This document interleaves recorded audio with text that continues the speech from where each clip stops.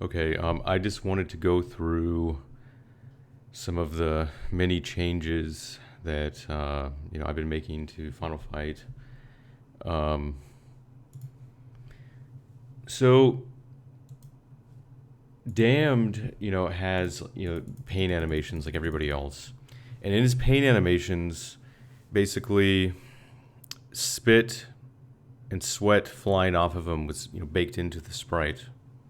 So you probably already know where this is going before I even say anymore. But the thing is, I didn't like this because, like for example, when big characters who can carry other players, picked him up, you basically just had this anti-gravity spit that was always visible, and it just I just didn't think it looked that good, and so I basically split it out, and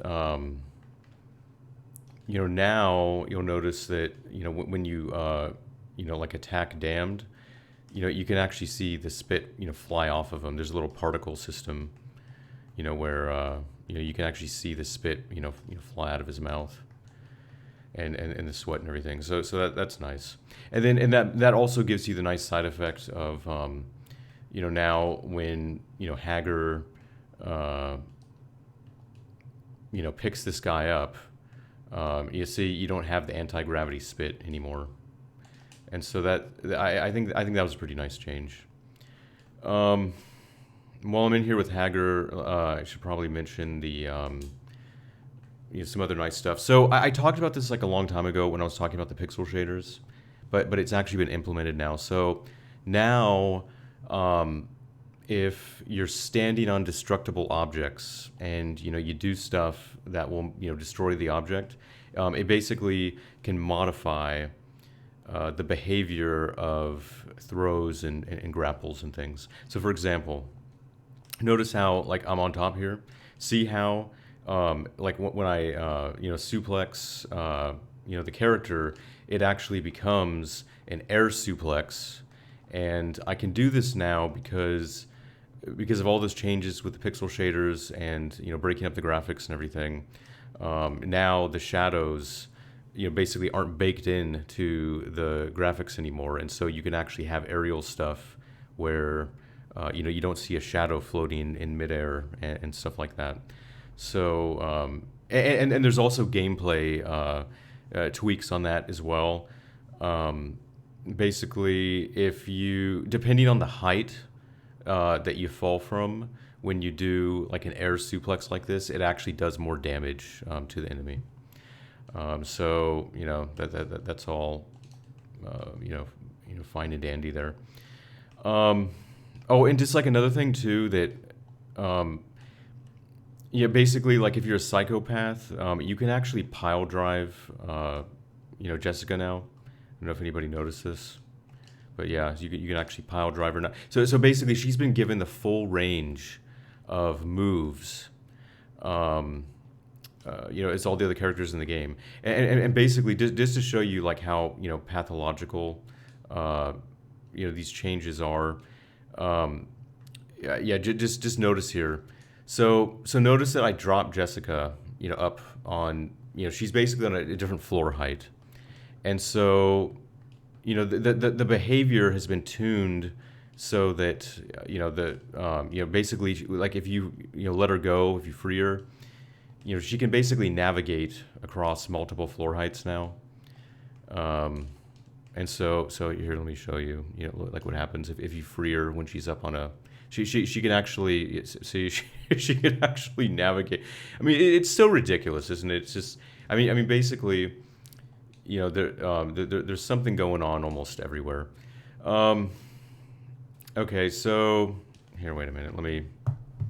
I have this little text file that has all the changes. I made so many changes here. Oh yeah, so basically there were a couple of endless stages that I wasn't happy with. I wasn't happy with the endless.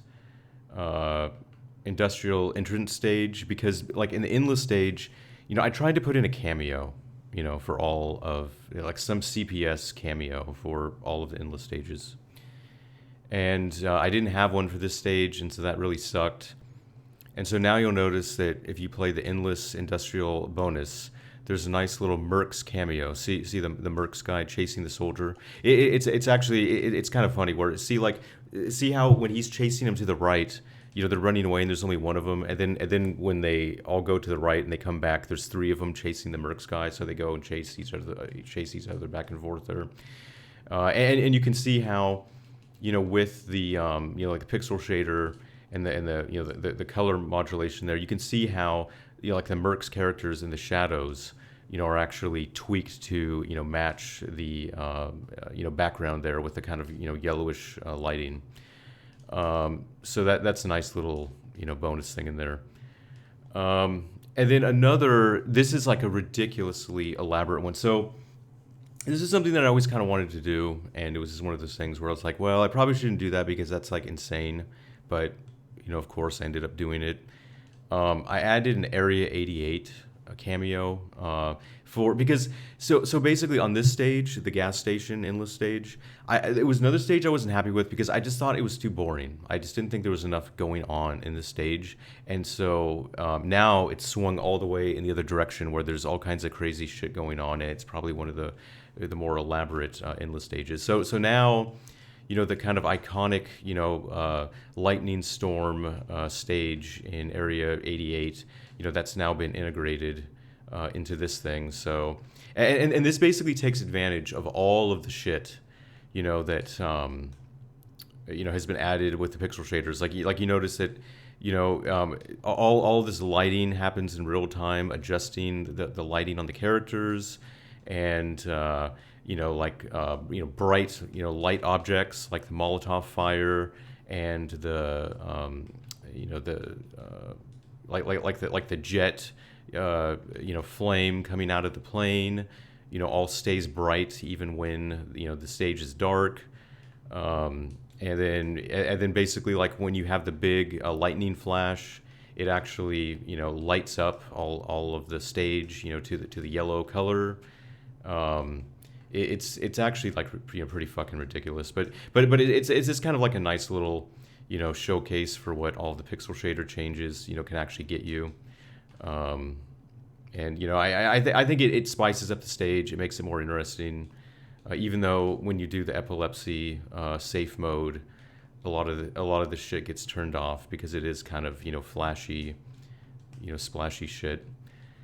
So yeah, but I like that though. The little Area 88 event there, and it's funny too. Even like the lightning strikes in the sky, like it's actually figured out like randomly, and so every time like the lightning flashes come within a different area in the screen space, it's so over engineered. It's so ridiculous. So that's the Area 88 thing. Yeah, another nice change is so basically the sound effects for the game had pretty much been ripped out of MAME, and that was fine. But the thing is, the truth is, I wanted the actual like real data. I went through so much effort to get all of the graphics right, and so I thought it was really important to make sure the sound was equally as good. And so basically now I'm ripping like the original ADPCM samples, like the actual original samples from the arcade at the original sample rate and all of that, and then those are now used in the game. So, in any case where it was possible, basically anything where it was like, a CPS 1 sound effect. So, that's nice. And the funny thing is that I actually had some interesting discoveries there.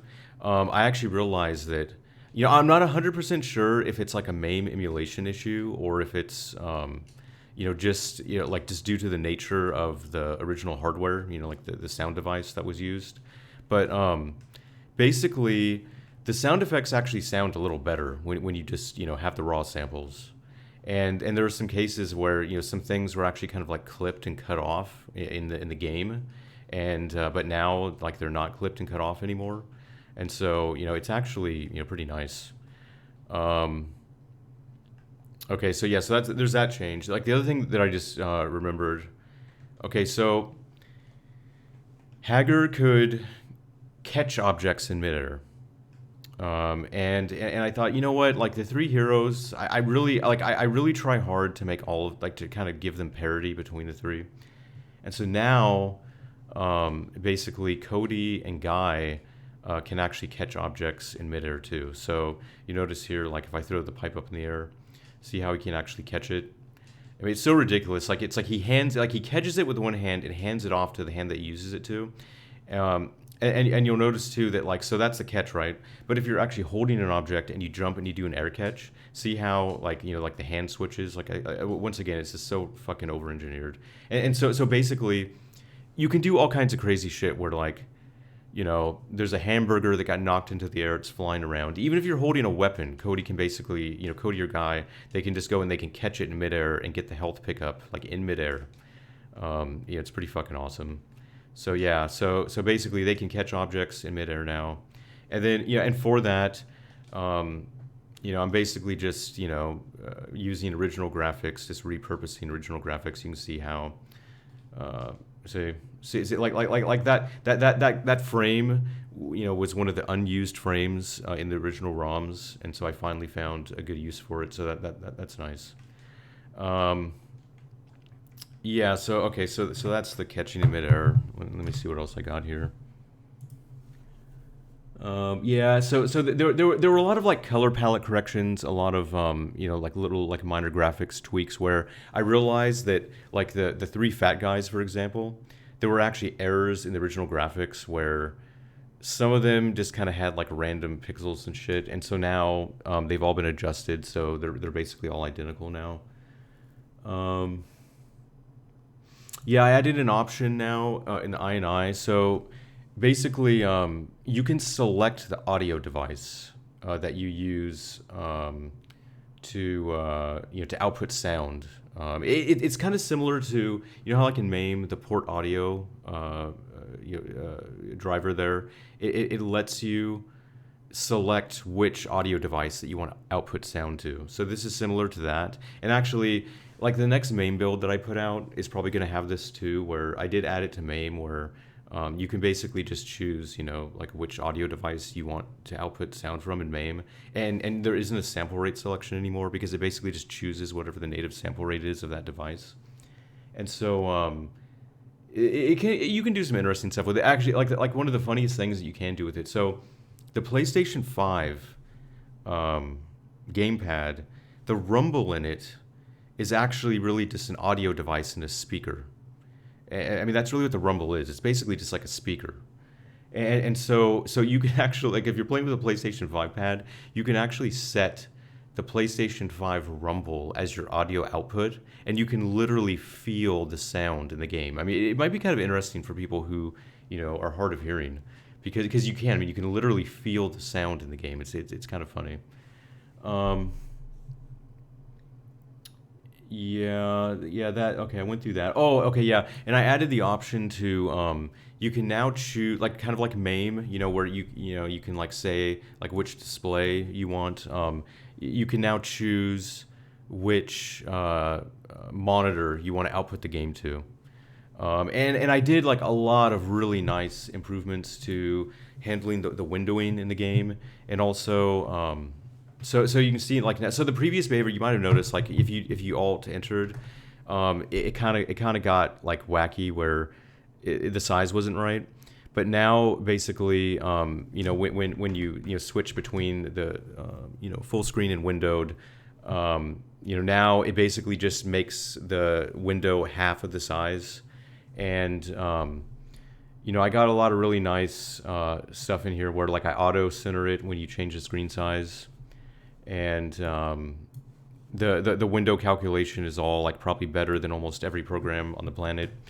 Where I really figure out like it actually takes into account where your taskbar is, the size of your taskbar, and all that shit when you resize. Like it's really nice. And also I'm using a newer technique that Microsoft made available in Windows 10 if you're using the Windows 10 build, and it's basically a lower latency option. So So like basically, the nice thing about it is like you probably notice here, like see how when I go from window to full screen, like see how smooth, like see how clean that transition is. It's because of the new, um, way that I'm handling, some of the windowing stuff, and and so the other change is basically if you're like unless you're outputting to a CRT, full screen exclusive mode is basically gone because this new better way to do like like the low latency mode, you actually don't use full screen exclusive for it anymore. So basically, if you're using Windows 10 and you're not using CRT output, you're pretty much it's always just kind of borderless windowed for the full screen now. But it is better. It's lower input lag and all that stuff. Okay, let's see what else we have going in here.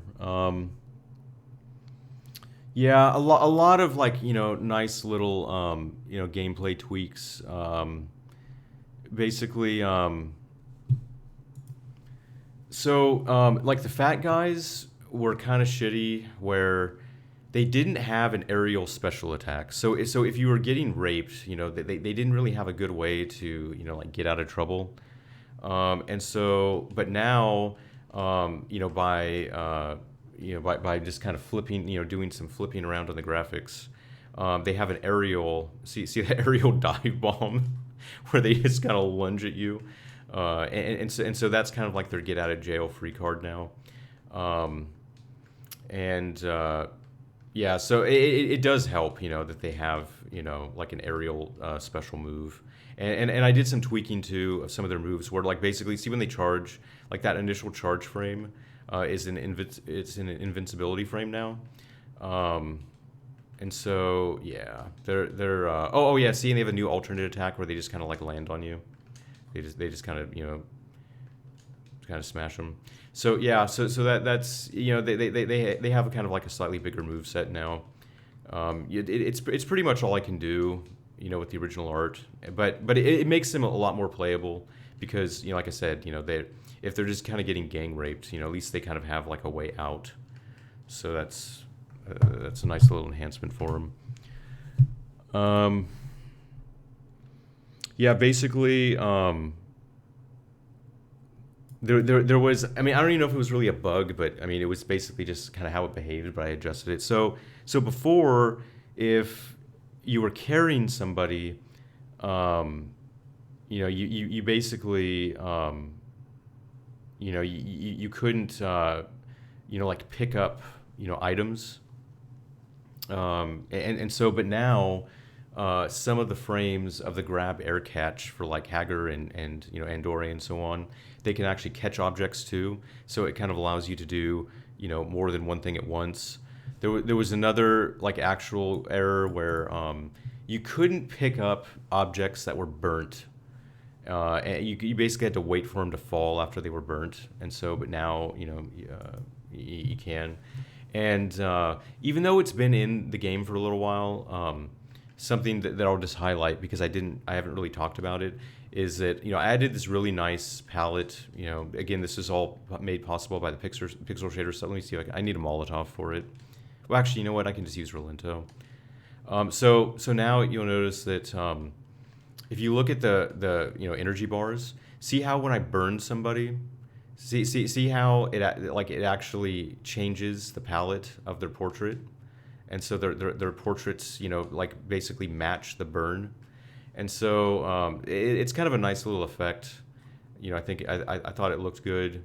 And that, like I said, once again, was just made possible because now with the pixel shaders, it's like, wow, whatever, I can have as many palettes as I want. Who gives a fuck? So, that was a nice little change.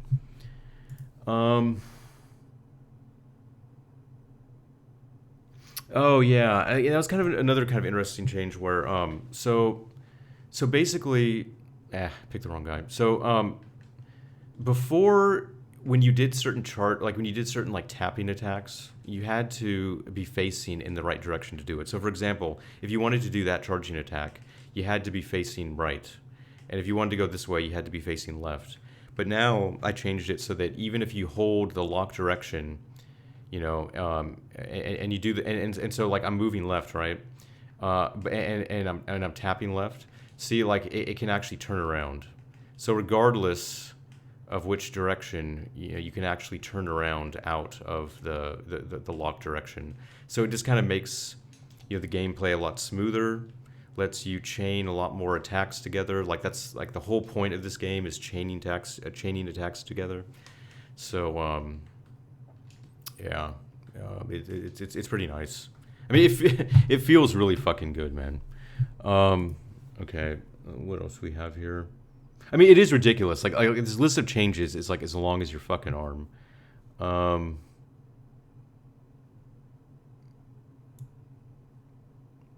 Yeah, I went through that. Oh yeah, and then just yeah, and like there were certain things where so every time I generate a new level, so basically like depending on the game's settings, I pretty much like generate the level data, and so but one thing is because I basically pre-allocate the slots that for enemies and everything depending on like your settings, and so there were some errors where if you changed like the number of enemies while a game was in progress, it kind of got messed up because like the numbers didn't match, and so now in the option screen, it doesn't let you select things that will mess it up anymore. Yeah, this is oh yeah, so another nice thing is that let me I don't know I need to see if I can get like a Belger, but basically I vastly improved Belger's color palette, where so now instead of changing the color of Belger's clothes, I basically changed the color of the floozy's dress, that's hanging on to him, and so it's a nice change because the thing is like Belger's graphics, they're just not very friendly in terms of like changing like the color of the palette.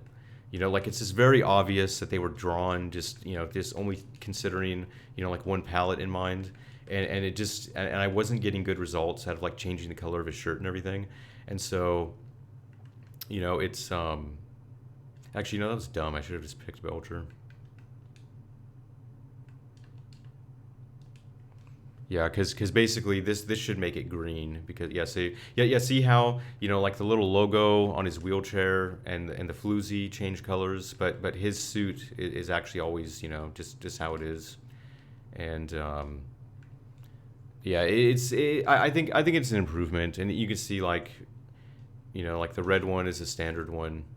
It would have helped if I had actually used player one. Switch this here. So you can see basically it's just that it changes based on like the floozy basically is what distinguishes them, and there are actually a lot of like minutia where see like the floozy now, like all the palette things have been hooked up, and so if Belger dies by fire, the floozy catches on fire too. So it's whatever. Also notice too, see if you look at the telephone booth, if you look at the original telephone booth graphics in the game, the perspective was actually wrong. You can kind of see, how like the perspective of the stage by the ground, but it was actually flipped. It was actually the opposite way in the original game, and so the perspective on all of the objects has actually been corrected, so it's consistent with the stages. That was another just minor change there.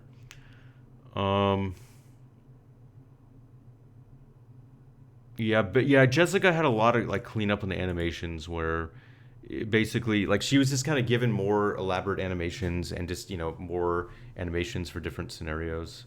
Um, oh yeah, and so and now in the last stage, Jessica's been tweaked so that she's actually weaponizable now. So you can weaponize Jessica. So basically, if you knock Jessica back during the final fight, it'll actually like her body will actually like hit other enemies and knock them down. And so yeah, because I wanted something something different with that's kind of why I put a lot of effort into making sure that Jessica had all of her animation frames hooked up. So in the first stage you can actually kill Jessica. In the last stage she's invincible, but she you know, is weaponizable though. So you know, and as part of that too, I basically added an option so that um, I have a flag basically where I can, you know, enable friendly fire on the enemies because technically she's not one of the players, so she kind of falls into the same bucket as the enemies, and so so basically for her, for some of her attacks, friendly fire is enabled so that you can knock her into other people. Um, yeah, like just a really perverse, you know, change is during the ending stage, you know, the screens fade out, you know, as the heroes are walking away, you know, like leaving, and there are different shadow colors, you know, in each stage, and so now, basically, like you know, uh, basically proportional to the opacity of the faded out stage, like it actually fades the change of the shadow color on the characters as they're walking away. Like it's like you can barely even see it, but you know, hey, why not be a psychopath? Um, yeah, just you know some yeah, just some just you know bug fixes here and there. And then I think a lot of the other stuff is stuff that you know that I kind of had mentioned before, where you know like I said, I'm just you know kind of adding unique frames for the different grabs. You know, every grab attack can basically have its own you know hit colliders now, so that those are being hooked up and everything. So that's pretty much you know, you roughly. I mean, there's actually a lot. I mean, look at this shit. I just keep scrolling. There's just more and more shit. Jesus, there's a shitload of changes coming. So, um, in any case, yeah, this version should be going up pretty soon. Um, what are we at now? We're at 7:31. So yeah, so basically, you know, the last thing I think that I really need to add, like asset wise, I think finally, even though I've said this a million times, one thing that I want to do is I want to add the Three Wonders characters to the, uh, you know, like the subway train stage. So, oh fuck, who knows what? I don't know what's going on there. I haven't even loaded up that stage in a while. It's okay. Yeah, we'll have to fix that. But in any case, uh like right now, I basically just have you know the werewolf from Darkstalkers in the endless stage, you know, flying in the background, and you know that I think is going to switch to where it's just Halloween. You know, like on Halloween Day, it'll switch to him, but on every other day of the year, it'll be the Three Wonders. You know, kind of elves just you know flying around back there. So yeah, so I think once I get that in, I'll pretty much have the endless stages you know loaded up with cameos, and yeah, I'm kind of wondering like what I bungled there.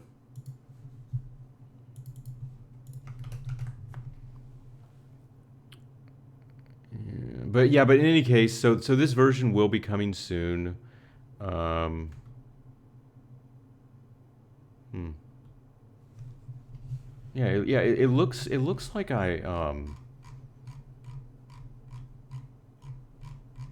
set that stuff, but I don't know, maybe not.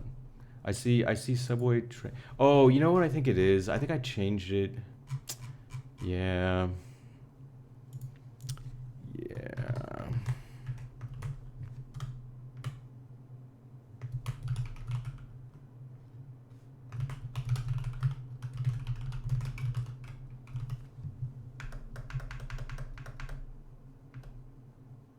Yeah, see somewhere here. Yeah, see here. Oh yeah, this is the endless stage. Okay, so I think I should just be able to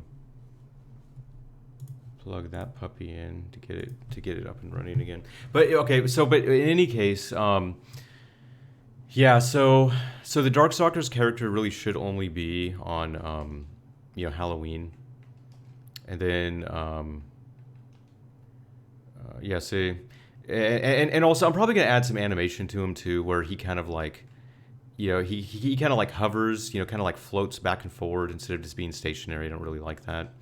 But yeah, but basically, like, I think that like the Darkstalkers characters, like the point for that was like they were really only supposed to be there on Halloween. So yeah, but yeah, I really like I said, I've made so many changes. I mean, and the thing is too, like, so there have also been all kinds of like under the hood changes. Like I actually like I significantly optimized and improved like a lot of just like the basic collision detection stuff too, but it's not like immediately user visible, so it's kind of boring. But in any case, oh yeah, see there you can see like that's the light blue floozy. Okay, well whatever, this is long enough. But in any case, bottom line is shitload of changes coming. I'm pretty happy with it, but I really, this is getting pretty much near the end though. I think like, maybe probably like a couple more releases. I'm just gonna tweak a few more things and then call this puppy wrapped up because I really need to move on to Samurai Shodown 2. I'm really itching to, finish Samurai Shodown 2.